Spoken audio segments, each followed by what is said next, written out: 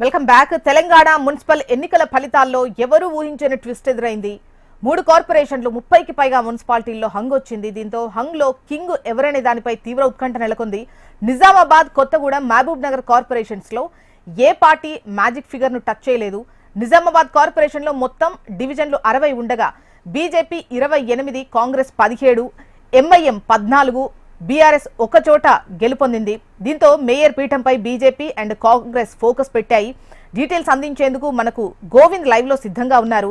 గోవింద్, చెప్పండి, పర్టికులర్ గా బీజేపీ విషయానికి వస్తే కరీంనగర్ అనేది ఒక కార్పొరేషన్ సొంతం చేసుకుంది. ఇక నిజామాబాద్ పై గురిపెట్టినటువంటి క్రమంలో 28 స్థానాలు కైవసం చేసుకున్నప్పటికీ కాంగ్రెస్ అండ్ ఎంఐఎం కలిస్తే అక్కడ నిజామాబాద్ కూడా కోల్పోయేటువంటి పరిస్థితి ఉంటుంది. మరోవైపు ఏ విధంగా ఉన్నాయి అక్కడ ఈక్వేషన్స్ చూస్తే, అంటే ఇతరులకు సంబంధించి మద్దతు సపోర్ట్ కోరేటువంటి అవకాశాలు ఉన్నాయా లేవా? నిన్న తెలంగాణ బీజేపీ చీఫ్ రామచంద్రరావు మాట్లాడుతూ హంగ్లో ఎవరికి సపోర్ట్ చెయ్యము అన్నారు. సో సపోర్ట్ అడిగేటువంటి అవకాశాలు ఉంటాయా, లేదంటే నిజామాబాద్ కార్పొరేషన్ ను చేజార్చుకునే అవకాశాలు కనిపిస్తున్నాయా? ప్రస్తుతం సిచ్యువేషన్ ఎట్లా ఉంది? బీజేపీలో ఎటువంటి చర్చలు నడుస్తున్నాయి? ఎస్ జోష్న, ఈ యొక్క మున్సిపల్ కార్పొరేషన్ ఎన్నికల్లో మాత్రం బీజేపీ కంగుతుందని కూడా చెప్పుకోవచ్చు.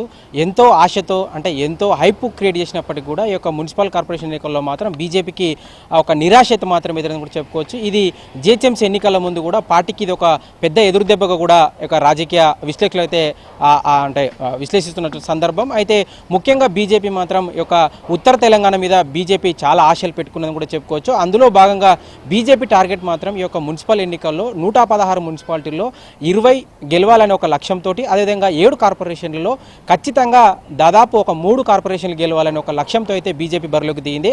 అయితే నిన్నటి ఫలితాలు మాత్రం బీజేపీకి ఒక మింగుడు పడిన పరిస్థితి కనిపిస్తుంది. అయితే నిన్నటి ఫలితాలతో బీజేపీ కొన్ని చోట్ల కింగ్ మేకర్గా మారింది కొన్ని మున్సిపాలిటీల్లో. అయితే సొంతంగా మున్సిపాలిటీని అయితే ఖాతా తెరవలేదు. కార్పొరేషన్లో మాత్రం కరీంనగర్లో మాత్రం బీజేపీ అయితే సొంతంగా అయితే ఒక మేయర్ పీఠాన్ని అయితే కైవసం చేసుకొని ఆల్రెడీ అయిపోయింది. అయితే ముఖ్యంగా మనం మాట్లాడుకోవాల్సింది నిజామాబాద్ కార్పొరేషన్. అయితే అక్కడ ఉన్నటువంటి స్థానిక ఎంపీ ధర్మపురి అరవింద్ ఎంతో ప్రయత్నం చేసినప్పటికీ కూడా ఈ యొక్క రిజల్ట్ అనేది 2020 వచ్చినటువంటి రిజల్ట్ ఏదైతే ఉందో 28, గతంలో బీఆర్ఎస్ 17, అదేవిధంగా ఎంఐఎం అక్కడ ఉన్నటువంటి ఎంఐఎం 16, ఈ రెండు కలుపుకొని ఒక ఎక్సాపియా సభ్యులతోటి గతంలో నిజామాబాద్ మేయర్ను బీఆర్ఎస్ పంచుకుంది, డిప్యూటీ మేయర్ను ఎంఐఎంకి ఇచ్చింది. ఇప్పుడు కూడా సేమ్ అదే రిజల్ట్ కూడా ఈ యొక్క 2027 మున్సిపాలిటీ నిన్నటి ఎన్నికల్లో కూడా అక్కడ ఉన్నటువంటి కాంగ్రెస్ 18 స్థానాలు, ఎంఐఎం 13 స్థానాల్లో కూడా గెలవడం. దీంతో అక్కడ ఉన్నటువంటి గతంలో బీఆర్ఎస్ స్థానం ఏదైతే ఉందో ఇప్పుడు కాంగ్రెస్ ఆక్రమించేసి ఎంఐఎం 14 స్థానాలు ఉంది. కాబట్టి కాంగ్రెస్ ఎంఐఎం కలుపుకొని అక్కడ ఉన్నటువంటి ఎక్సాపియా సభ్యులు మహేష్ కుమార్ గౌడ్ ఉన్నారు, అదేవిధంగా అక్కడ కాంగ్రెస్ ఎమ్మెల్యేలు కూడా ఉన్నారు. కాబట్టి